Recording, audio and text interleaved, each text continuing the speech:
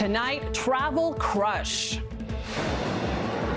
Americans take to the sky and roads in record numbers ahead of the 4th of July. But storms threaten the holiday getaway for millions. We'll tell you where. And details on a new weather threat, Beryl powering up. Also tonight, anger in Utica, New York, after a police shooting leaves a 13-year-old boy dead. Oh my God!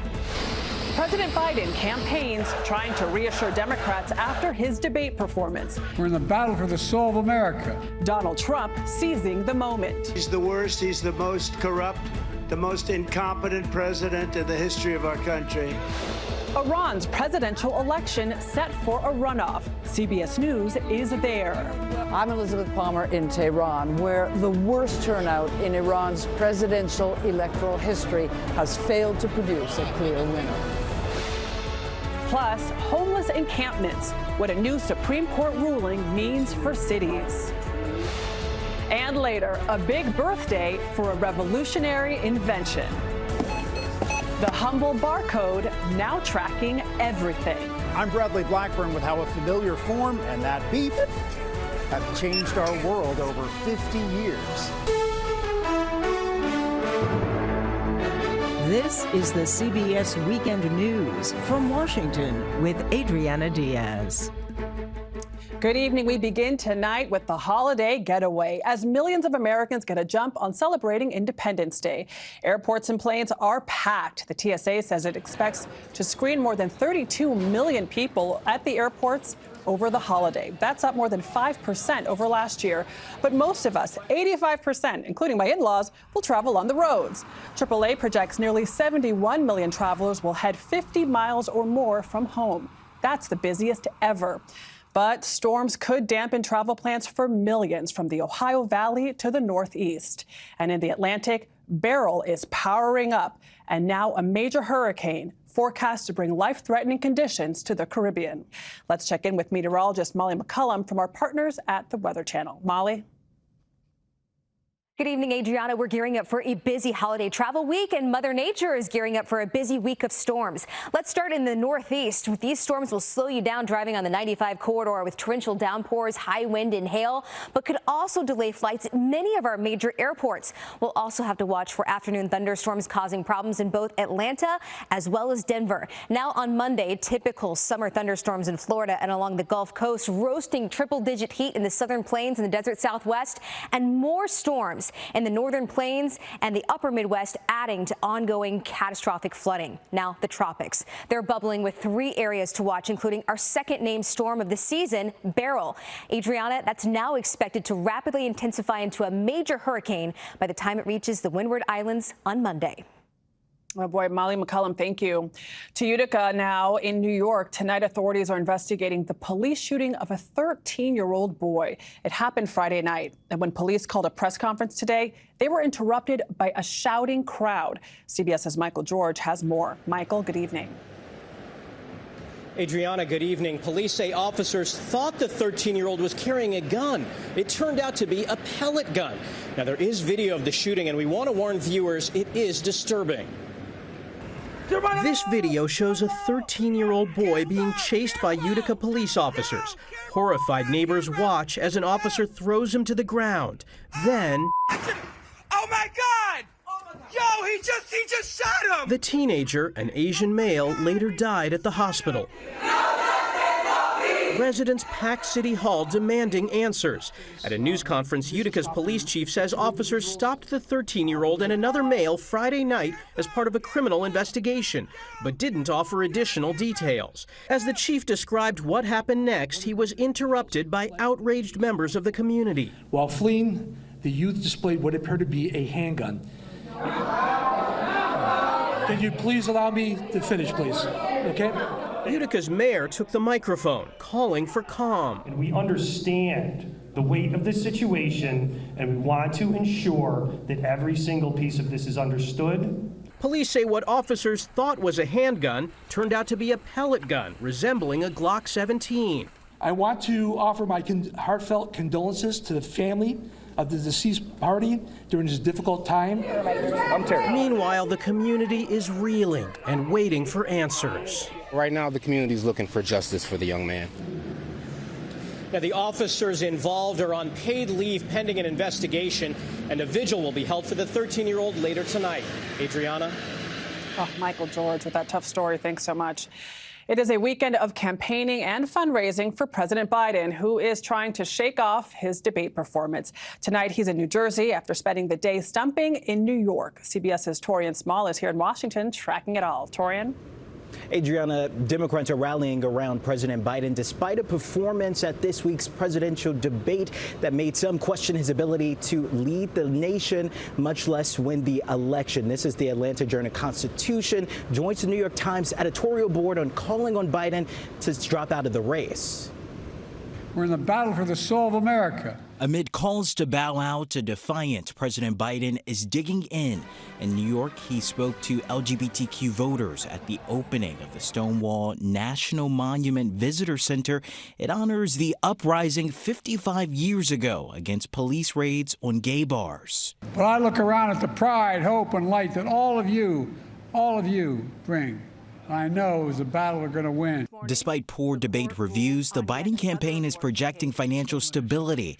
The campaign says it raised $27 million since the debate, and it claims the hour after the debate was its best fundraising of the campaign, even as pundits were panning the president's performance. Former President Donald Trump is also facing questions about his debate responses, where his many lies and exaggerations went unchecked. The only jobs he created are for illegal immigrants. Trump taunting Biden's poor showing at a Virginia rally. He got the debate rules that he wanted. He got the date that he wanted. He got the network that he wanted. With the moderates he wanted. No amount of rest or rigging could help him defend his atrocious record. And more in the fallout from Thursday's debate. A source tells CBS News DNC Chair Jamie Harrison held a call with his members to quell concerns about Biden's fitness. Adriana? Torian Small, thank you. This week's Supreme Court decision granting cities more power to police people who are unhoused is getting mixed reviews in California, the state where half of the country's unsheltered population can be found on any given night. CBS's Adam Yamaguchi in Los Angeles has more. Adam? Good evening, Adriana. California Governor Gavin Newsom sees the decision as a victory, saying that it helps clear up any legal ambiguities about local officials' ability to clear encampments. The decision is going to provide us with more flexibility in how we address this. Leaders in San Francisco praised the Supreme Court's ruling, giving cities nationwide the power to clear encampments like these. It stems from a lawsuit filed in 2018. The nation's highest court found that homeless clearing ordinances enacted by the town of Grants Pass, Oregon, were not cruel and unusual. The city's already taken off their gloves. We're just going to keep at it. This ruling dealt a blow to a separate ongoing lawsuit challenging San Francisco's homeless policies, but advocates vowed to fight on. This lawsuit will continue in full speed. San Francisco Mayor London Breed sees the decision as a tool to clean up her city, writing, "We will not allow those who reject offers of help to remain where they are. It's not healthy, safe, or compassionate for people on the street, and it's not acceptable for our neighborhoods." In stark contrast, the mayor of the nation's second largest city, Karen Bass, called the ruling a disappointment. The Los Angeles mayor saying cities can't arrest their way out of this problem. It gives us an excuse to incarcerate somebody. These are failed responses. Those living on the streets worry the court ruling criminalizes poverty. A lot of people don't deserve to go to jail for, camping. The just released Greater LA homeless count reports the first double-digit drop in street homelessness in nearly a decade. Adriana? Adam Yamaguchi, thank you so much. To Iran now. The election to replace the country's president, who was killed in a helicopter crash last month, is headed to a runoff. CBS's Elizabeth Palmer is in Tehran tonight with the latest. Liz? The final vote count added up to the worst ever turnout in a presidential election and failed to produce a clear winner.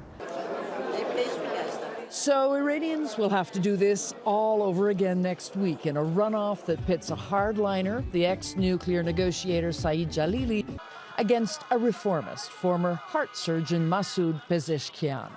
We asked our Tehran producer, Said Batayi, what the stakes are.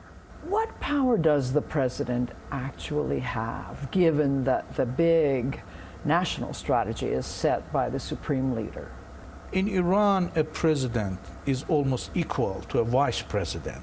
It's not expected that a next president can go and make friends with the U.S. or be an ally with the West. But he can set the tone. For example, reformist Hassan Rouhani steered Iran into a nuclear deal with the West that delivered some relief from U.S.-led sanctions. Conversely, under the conservative Ebrahim Raisi, a crackdown on women's head coverings led to violent uprisings in 2022. In Tehran this past week, we heard time and again calls for a better economy. So I decided to vote for maybe a better future in our country. Pezeshkian has suggested he'll deliver change in part by opening up and seeking better relations with the West. Jalili is in favor of doubling down on austerity at home with stronger ties to China and Russia. Now that this race has been distilled to two candidates, very different opposite ends of the spectrum, is it likely to push all kinds of people to the polls for the second round? I think that's the point that both candidates are counting on. The truth is, Adriana, that so many Iranians have been disappointed by the system so many times, it's quite possible they'll just stay home. And the stakes are high. Elizabeth Palmer, thank you. Today, an asteroid larger than the Great Pyramid whizzed by Earth.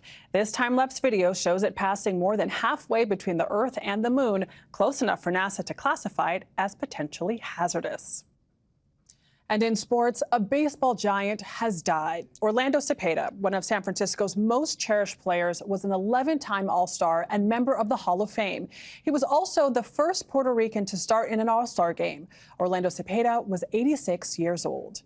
And comedian, actor, and musician Martin Mull has also died. He had many memorable roles, including in the TV shows Fernwood Tonight, Roseanne, and Mary Hartman, Mary Hartman. Moviegoers saw him in films like Clue. Martin Mull was 80. Straight ahead on the CBS Weekend News, flood disaster in Minnesota. Why some homeowners are underwater in more ways than one.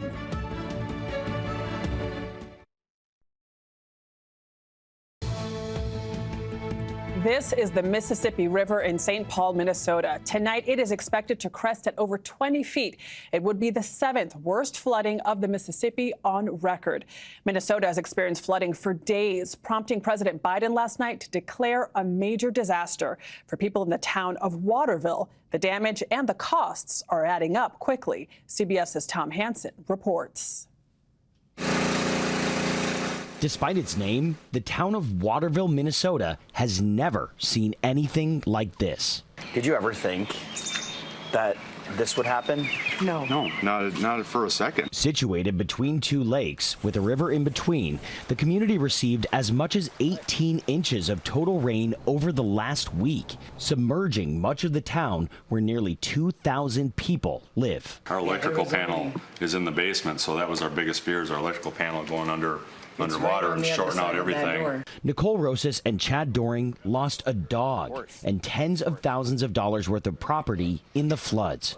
There was no requirement to purchase flood insurance when they bought their house 6 years ago, so they decided against it. We could have gotten it, but there was no call for it, like there was no threat of a flood, and it was so expensive at the time. We just were like, no, that's insane. According to data from FEMA, homeowners in Waterville pay an average of $941 per year on federal flood insurance. There are only 33 total active policies in the town. Aaron Cocking is the president of the Insurance Federation of Minnesota. The enrollees in the National Flood Insurance Program in Minnesota over the last several years are down, and actually down considerably, which I think is the result of people looking at this and thinking, this is not going to affect me. Our furnace is down there, our electrical panels down there, our children's memories are down there. Yeah. Everything. Yeah, that's another, it's like, even if we had insurance, flood insurance. It's like none of it, you can't replace the memories. A changing climate and changing costs, changing how many people live. Tom Hansen, CBS News, Waterville, Minnesota. So much lost. Still ahead on the CBS Weekend News, we take you to Texas to a real-life field of dreams.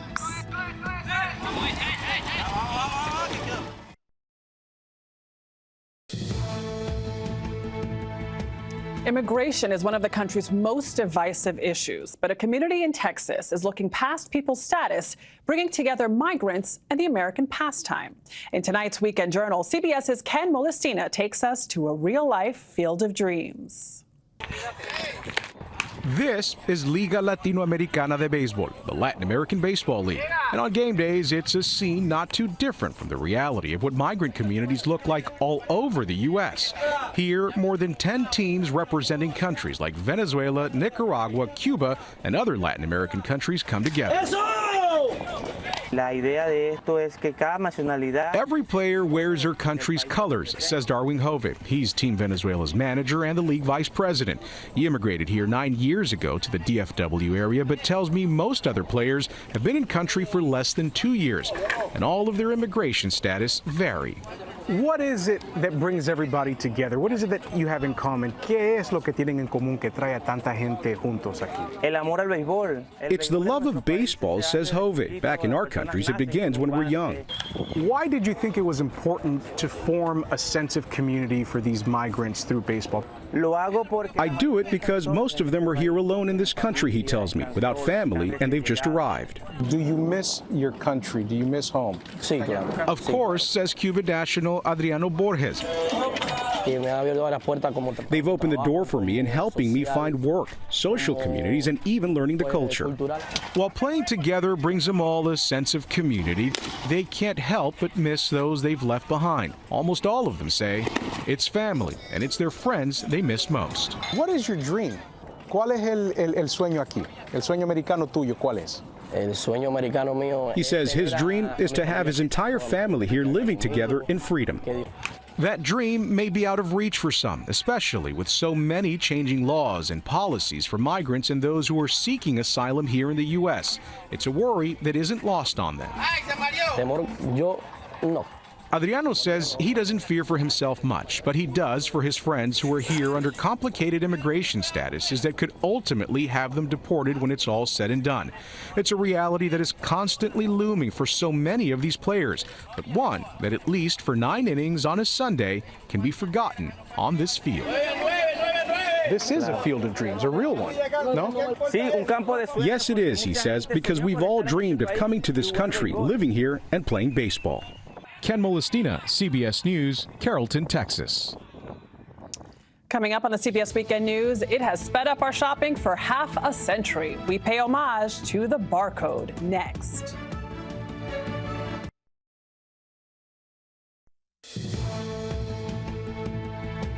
We end tonight with the humble barcode. This week marked 50 years since the debut of those simple black lines known officially as the Universal Product Code. Did you know that?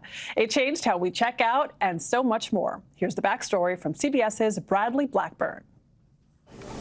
139. For many, it's hard to imagine a time when we didn't buy groceries this way, with a scan and that beep triggered by a barcode. 249. But Cecilia Mazoka remembers back when prices were keyed in by hand. The barcode is much faster. 50 years ago in Troy, Ohio, the first barcode was scanned on a pack of gum.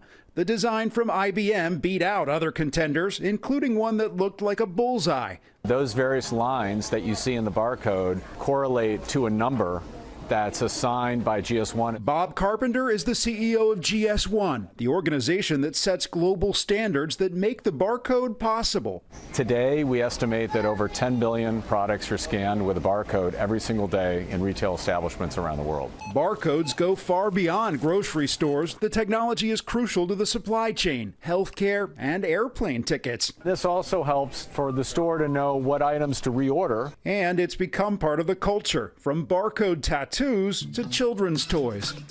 But that ubiquitous barcode is now getting an upgrade. Many manufacturers are swapping out stripes for QR codes, which can carry a lot more information.